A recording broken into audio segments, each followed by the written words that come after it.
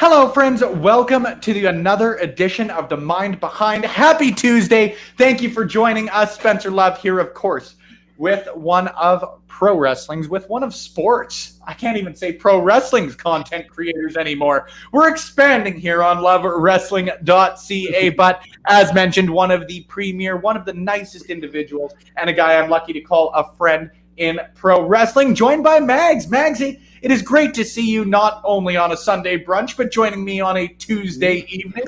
How are things over on your end of the pond, man? Thanks for joining me. Yeah, thanks for the invite. I mean, like I was saying in the pre-record, I was absolutely blown away when you asked me if I wanted to be on the show. I'm like, surely I haven't gone through everybody else, but little old me. But yeah, it's an amazing honor. Yeah, we've had some horrific weather today. The wind has ruined my gazebo, so that was fun. We've had issues with the wife's new car, so yeah, all good.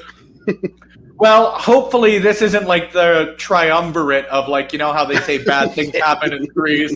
Hopefully I am not the bad thing coming in thirds. Like I said, though, man, it's great to see you on I guess, more of an interview on your end. You and I chat and we just shoot the shit on professional wrestling often, but it's nice to dig into you a little bit here, man, not only on the personal end, because I think you're very, very good at what you do, but, like, it's interesting for me in the sense that, like, I don't really know a lot about your early days, I guess, in podcasting and in content creation and really getting your feet wet. Obviously, I'm caught up on pretty well everything, and I give the caveat because you're freaking everywhere, man. But pretty well everything you're doing nowadays. But it's going to be really, really cool for me to dig into your start in pro wrestling. And, of course, if you guys are in the comment section, let us know. Feel free to say hi to Magsy. Feel free to say hi to myself. But of course, I always bring on guests who are just simply much more worth saying hello to. You can catch me any old time here on Love Wrestling. Mags, I said it. I may as well start there. How did you get your start in content creation? What inspired you to, as I'm sure a guy who had a lot of opinions on sports offline,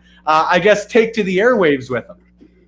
Yeah, it was. I think I had quite an interesting entry into creating content. I was a huge wrestling fan for a long time, and then I had a period from about 2006 where I just didn't watch anymore. I kept up with, like, dirt sheets and news outlets, but I just wasn't watching the product. And then I got back into it in 2016 with the rise of New Japan. And then I was asked by one of my Twitter friends, a really good guy called Ray Cash, if I wanted to be on one of his shows. And I'd always kind of, like, listened to podcasts, but I'd never had any kind of aspirations of being on one. So I went on his show, had a great time where we were talking about Wrestle Kingdom, and I got the bug. I was bit by it, and I started doing some research on how to maybe set up my own podcast. I asked a lot of my content creating Twitter friends, guys like Warren Hayes, guys like Ricky and Clive, about what equipment to get, what kind of, like, setup, how I could, like, get my voice across. Yeah, and after a couple of weeks of kind of research. Yeah, I took the plunge, and me and another good friend, a guy called Mark, we started a podcast called Why We Watch, which was it ended up we spoke to other content creators and other wrestling fans about why they enjoyed the wacky world of professional wrestling. Mark, unfortunately, he stepped away after about 4 or 5 episodes, and yeah, I just took that on and ran with it for the next 100 or so episodes. Yeah. Holy shit, man. Like, talk about jumping in with both feet, right? Yeah, it was just one of those things where I was so nervous going into recording the first podcast. I was, like, sweating and shaking, but then afterwards it was like that kind of rush where you think, yeah, I want to do this. This is something I really, really enjoyed. So yeah, I went out and researched, and yeah, and now 3-4 years in, I've had multiple podcasts. I'm on everybody. If you've ever had a podcast, there's chances I've been a guest on that podcast. Well, and that's why I feel like it was like a contractual obligation on my end that I had to have you on here too, right? Get to 5 wanted episodes. to have you on here. That's exactly it. But you can't get to 5. It's like almost rule 71 of the internet. I'm sure there's already one out there. I'm just throwing a random number on it. Got to give a shout out to our friend Throwback in the chat. Good evening, guys. Good to see you, man. I am chatting with Mags. Of course, you are familiar with Magsy. He has been, like he said, on pretty well everything. However, we're just diving into the early days. I wanted to ask, because it's something I've done a couple of times throughout my podcasting, I suppose, career. Have you gone back and listened to your first episode recently? And if you did, what were your thoughts on it? Because I certainly know, speaking on mine, the thoughts were, how do I delete this from everything, anywhere, ever, and make sure it's never heard again? Did you have a similar reaction? Yeah, I've got every piece of content that I've ever recorded stored. And back in the early days, I used to go back quite regularly and almost try and listen to see what I could improve. But yeah, the last time I went back and listened to like some of the early episodes, it sounds so robotic. I can tell that I'm reading from a script. I don't deviate away from any of the questions. But then you go and listen to the more recent ones, and it flows so much better. You can tell that I'd grown confident with it, and I'd got a rapport with the guests. So yeah, going back, I cringe at how robotic I was in those first few episodes. Was there a point you found it changed? I think it was kind of gradual. The acid test was when Mark had to step away, and then it was going in on my own. When you have a co-host, you kind of have that person you can bounce off, and if you're kind of not up to scratch, they can pick up the slack, that kind of thing. But once you're in at the deep end on your own, it's sink or swim. So I had to learn pretty quickly. But I can see the kind of gradual change, and I think for me, I noticed that I mean, I'm not the kind of person who blows like smoke up their own arse, but I could tell that I didn't need the list of questions that I was asking the guests anymore, because I preferred it to flow as a conversation rather than question and answer kind of thing. Yeah. Well, and you find that like it's so much harder when you're just asked a straight up question, as odd as that sounds, to continue that conversational flow, right? Yeah. Like if you want to get a Q&A, and I can speak for myself on it, like if you want to get a Q&A, there's so many people, we were talking before even we started recording, that do like the journalistic thing, quote unquote. I applied for myself. Just so much better than I could. I find that having the conversations, and like, again, when you've got someone like yourself on that is just a good guest who can carry on that sort of conversation as well, who, let's tear the curtain back a little bit. I think Mags and I can consider each other friends at this point. Absolutely. It does make things a little bit easier, right? Was that where you were sort of pulling from in the early days? Was let's get all my friends on a podcast, or were you trying to source early on, like bring in pro wrestlers or other content creators, or what'd you find? So, yeah, a little bit from column A and a little bit from column B. The first few episodes were people who kind of like inspired me to get into content creation. So, like I said, I spoke with Ray and Graham from the MGB podcast. But what I wanted to do was kind of steer away from wrestlers and kind of wrestling personalities, because everybody was doing that. It was such a kind of saturated market. And I wasn't kind of, if I wanted to hear the wrestler stories, there was multiple places I could go and hear the wrestler stories. But what I wanted to find was how we as fans got to the place that we're at, where we're all in the same place watching and loving wrestling, but we all had different journeys and pathways into wrestling. We were all introduced by different people or by different situations, and I wanted to get to that. So the first few episodes, I kind of like mixed up between people who I knew and people who I'd never even spoken to before. Obviously, outside of like a few tweets, I really wanted to like test myself to see if I could do this for a long time, and luckily I was able to pull that off. I know there's a statistic where most podcasts don't get past 10 episodes before people give up, and I honestly didn't think I'd get to 10. But once you get to 10 and then 20, then 50, and you think, yeah, I'm really onto something. And for me, I've never been about the numbers or the clout. It's never been something that I've chased to be rich or famous off. It was always about the conversations for me. And if there's one thing that Why We Watch brought me, was some amazing stories and some amazing conversations with many different fans and creators in wrestling.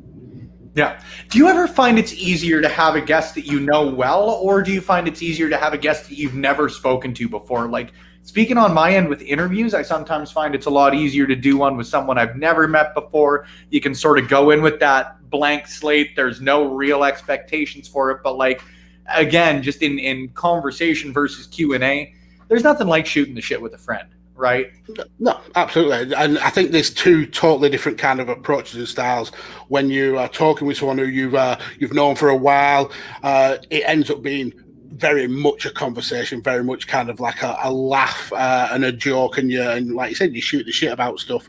When it's somebody you don't really know, you almost put on an air of professionalism. You're trying to glean stories that you've never heard from that person, or you're trying to get conversations from them that perhaps no one else has ever heard as well, and kind of their route into wrestling. So you tend to have two like totally different approaches with someone that you know and with someone who you don't particularly know. How did you get your start into pro wrestling? Okay, so my gran was my entry into pro wrestling back in the mid 80s, early 90s. She absolutely loved pro wrestling, and that meant I absolutely loved pro wrestling. She was a big Macho Man fan, Hulk Hogan, Ultimate Warrior, those kind of guys. So they were my kind of guys.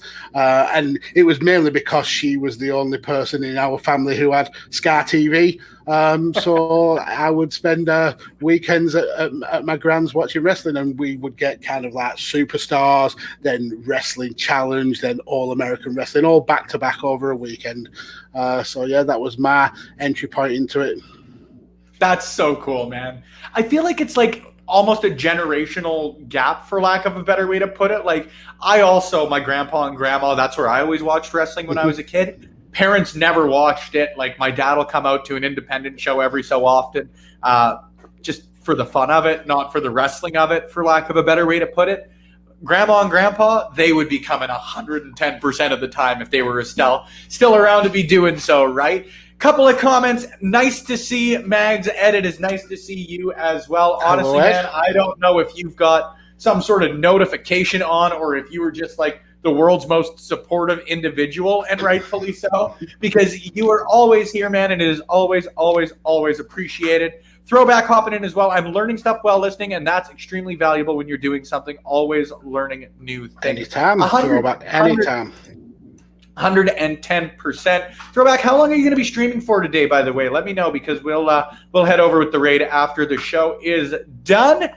Of course, I clicked the wrong thing, and it throws my entire train of thought off, right? You got into pro wrestling. You started Why We Watch in about 2016, you were saying. But when did you start branching off into stuff outside of pro wrestling? Like, you're doing stuff with MMA now, and you're doing stuff with Shooting the Sports-ish, which, of course, I don't have to sing the praises of Anthony, but I always will. A great individual. And someone who, if you give us a follow on social media, maybe you'll find out when he's going to be on the Mind Behind here sooner rather than later.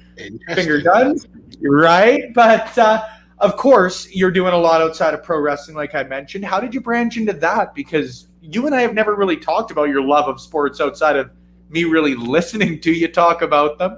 Tell me how you branched into talking about them elsewhere. Yeah, so Why We Watch was obviously the first, and then obviously I'd bought the equipment, and my sons are both huge MMA fans, and in fact Carlos, my youngest son, he's actually a world champion for a company called RCO. Cool. Very cool.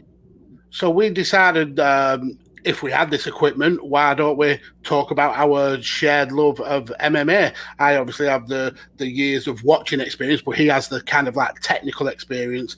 So we just started watching the UFC pay-per-views as we would normally do, and then giving our thoughts and opinions on that.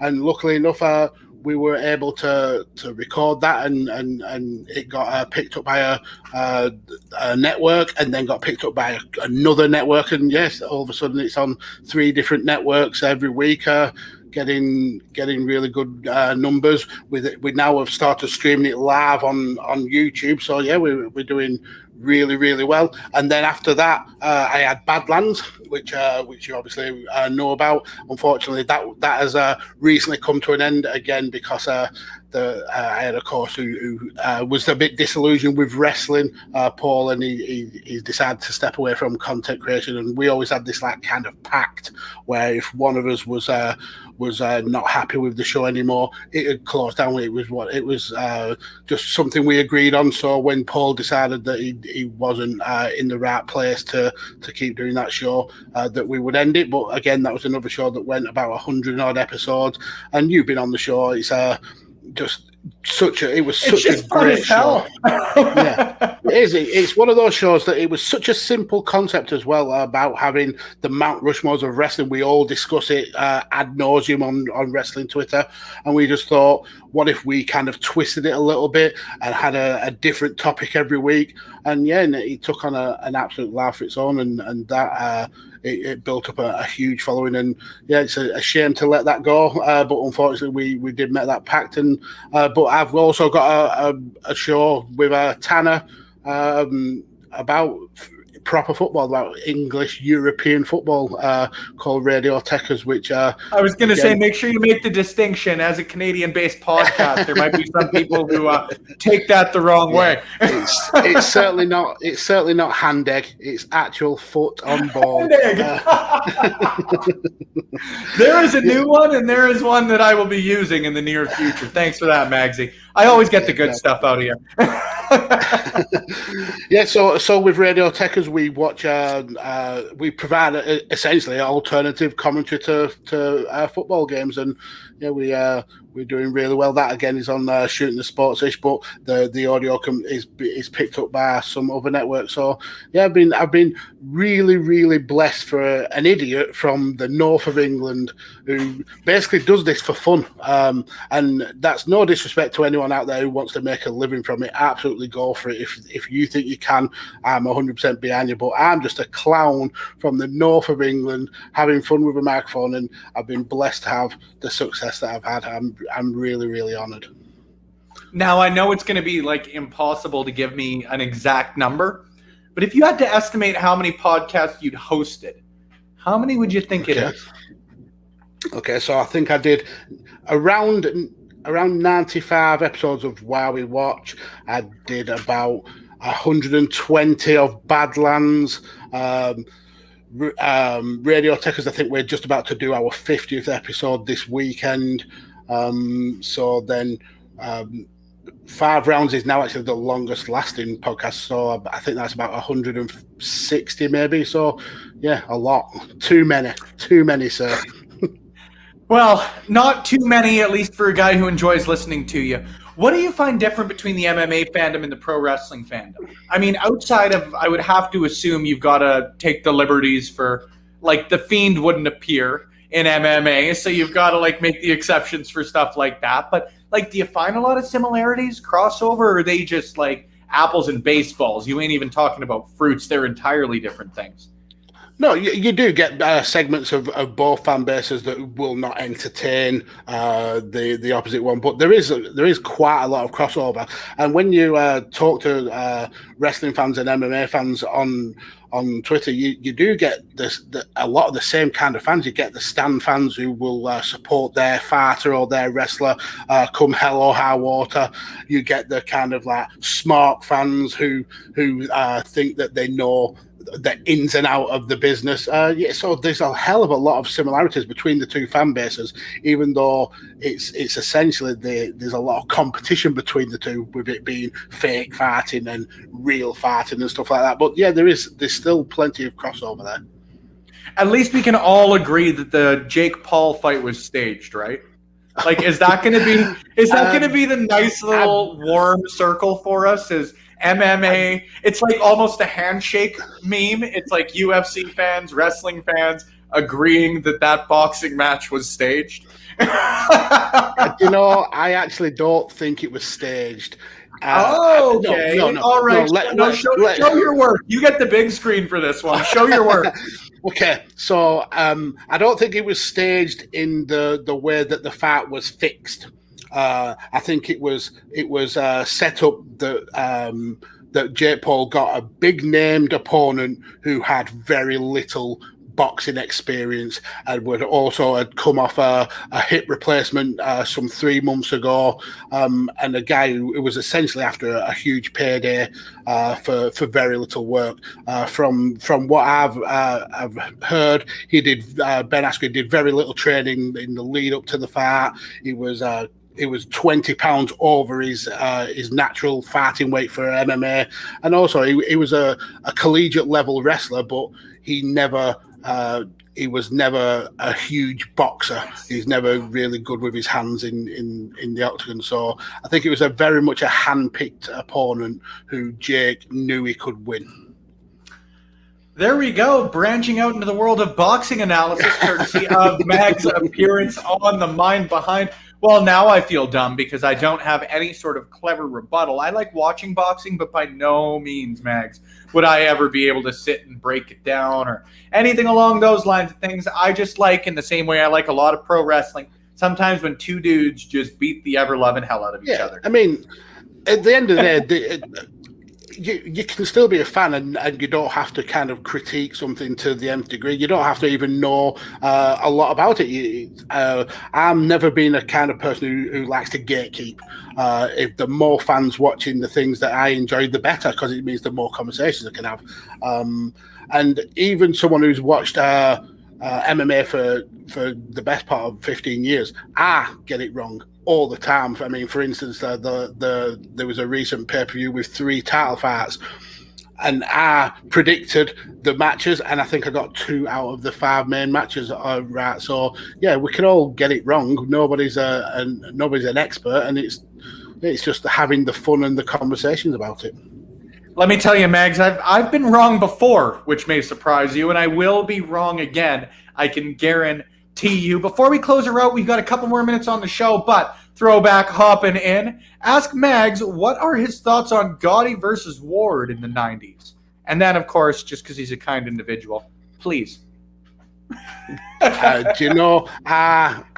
have no idea about Gotti versus Ward. I think that was from before I got into combat sports. I would love to have a chat with you about it, though. Throwback, that'd be cool. So maybe you could enlighten us about it. Well, he did ask a little earlier. If you guys want to do a run-in, let me know. I do have to admit my girlfriend's leaving for her practicum this Friday. Huge congrats to her. Big thumbs up in the chat for my girlfriend because she's the shit and I love her. But she is leaving for her practicum on Friday. So we are actually going to go for a patio beer this evening because it's our last free evening. So throwback, I will take you up on that because as you and I were talking about in the old DMs there, we need to chat here sooner rather than later about pro wrestling and everything not pro wrestling, but we'll do that sooner rather than later. Magsy, you got a million places to plug. And rightfully so. I want to make sure you get the opportunity to plug them all because quite seriously, ladies and gentlemen, I talked about it a lot throughout this podcast and rightfully so. I tweet about it often. It's something I'm trying to do is be more positive in this cesspool, I suppose, for lack of a better way to put it, that Twitter can be. Mags is one of the best individuals I've had the opportunity to meet, whether just for listening and getting the opportunity to take part in great content with them, or, again, just shooting the shit, shooting the breeze, if you want to turn this into the PG version of it, with a great individual about not just pro wrestling, but hand egg here in the future. I'm very excited for. So, Magsy, you got the big screen for the last time on the show tonight, my friend. Let the people know where they can find you. Okay, so firstly, thank you for this opportunity. I mean, like I said, the fact that I'm number 4 in this huge group of amazing content creators absolutely blows my mind, and I really do appreciate you. anyway, like Spencer said, you can literally find me on any show. If you've had a podcast or you've got a podcast, it's likely that I've been on it. But the content that I'm on regular, so I've got 5 rounds with my son Carlos, where we discuss the recent UFC events. We have Radio Tekkers, where myself, Tanner, and Matt give alternate commentary for an English Premier League football game. I'm also on a show called Chain Wrestling, where myself and Simon Powell, we take a wrestling match and we kind of critique it, and each match follows on kind of like a 6 degrees of separation style, where the current match has to lead into the next match. I'm also all over the Chair Shot media group, and with my senpai Ray Cash on a show called Midweek Mainstay, where we just shoot the breeze about the happenings in the wrestling world. And every month you can also catch me right here on Love Wrestling, where I am part of the Sunday Brunch. Unfortunately, I had to miss this week's Sunday Brunch, but you will catch me this weekend on it.